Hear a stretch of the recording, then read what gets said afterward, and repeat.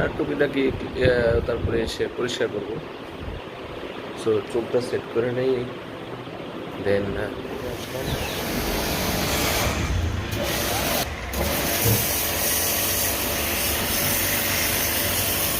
সেই যে আমার বাইক ধোয়া হচ্ছে।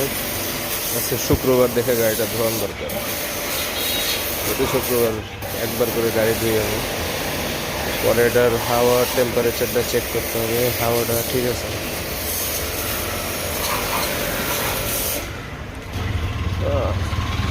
কম ওয়াশ দিচ্ছি, কম ওয়াশটা করবো। চোখটা ভুলে গেছে, বেশি গরম।